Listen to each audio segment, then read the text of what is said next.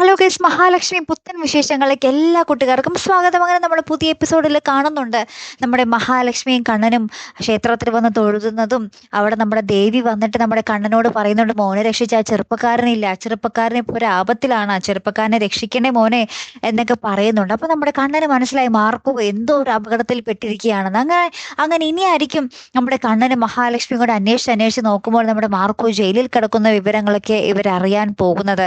അല്ലെ കൂട്ടുകാരെ, പിന്നീട് നമുക്ക് കാണുവാൻ സാധിക്കുന്ന കാഴ്ച, ജയിലിൽ പോയി നമ്മുടെ മഹാലക്ഷ്മിയും കണ്ണനും കൂടി ഒരുമിച്ച് നമ്മുടെ മാർക്കോയെ കണ്ടുമുട്ടുന്ന ദൃശ്യങ്ങളായിരിക്കും. അവിടെ ചെല്ലുമ്പോഴായിരിക്കും മഹാലക്ഷ്മി ശരിക്കും ഞെട്ടാൻ പോകുന്നത്. അന്ന് തന്നെ രക്ഷിച്ചാളും ഇദ്ദേഹവും ഒന്നാണല്ലോ എന്നുള്ളൊരു ഞെട്ടല് നമ്മുടെ മഹാലക്ഷ്മിയുടെ മുഖത്ത് വ്യക്തമായിട്ട് നമുക്ക് കാണുവാൻ സാധിക്കട്ടെ. പിന്നെ എന്തൊക്കെയായിരിക്കും കഥ വരാൻ പോകുന്നത്?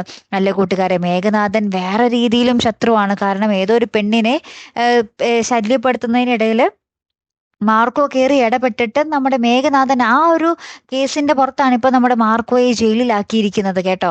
അപ്പൊ ഇനി എന്തായിരിക്കും? ഇനി മാർക്കോ തന്നെയാണ് തന്റെ അച്ഛനെയും പ്രതാപനെയൊക്കെ അടിച്ചതെന്ന് അറിഞ്ഞാൽ പിന്നെ നമ്മുടെ മേഘനാഥൻ വീണ്ടും വെറുതിരിക്കില്ല അല്ലെ. പോരാത്തതിന് കണ്ണന്റെ കൂടെയാണ് നമ്മുടെ കണ്ണന്റെ മഹാലക്ഷ്മിക്കൊപ്പമാണ് മാർക്കോ എന്ന് അറിഞ്ഞാൽ വീണ്ടും ശത്രുത പത്തിരട്ടിയാവും. അപ്പൊ ഇനി അവർ തമ്മിലുള്ള പോരാട്ടമായിരിക്കും. കണ്ണനും മഹാലക്ഷ്മിയും മാർക്കോവും ഒരു സൈഡില്, നമ്മുടെ പ്രതാപൻ, വാമദേവൻ, മേഘനാഥൻ ഇവര് അപ്പുറത്തെ സൈഡില്. ഇവരിൽ ആർക്കായിരിക്കും ജയം? നമുക്ക് ഉറപ്പാണ് നമ്മുടെ കണ്ണന്റെ ടീമേ ജയിക്കുള്ളൂ. പക്ഷെ ഇവരുടെ ആ ഒരു യുദ്ധത്തിൽ നമ്മുടെ മാർക്കോന്റെ സ്ഥാനം എന്താണ്? അതാണ് നമുക്ക് പ്രേക്ഷകർക്ക് അറിയേണ്ടത്. കുറച്ച് ദിവസമായുള്ളൂ നമ്മുടെ മാർക്കോ വന്നിട്ടുള്ളെങ്കിൽ കൂടിയും പ്രേക്ഷക ഹൃദയങ്ങളിൽ അപ്പാടെ ഇടം പിടിച്ചു കഴിഞ്ഞു നമ്മുടെ മാർക്കോ അല്ലെ.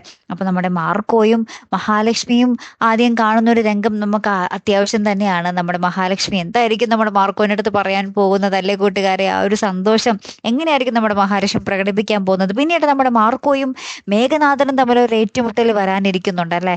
അതും നമുക്ക് കണ്ടു തന്നെ അറിയാട്ടോ. അപ്പൊ അടുത്തൊരു വീഡിയോയുമായി വരുന്നത് വരയ്ക്കും ഗുഡ് ബൈ.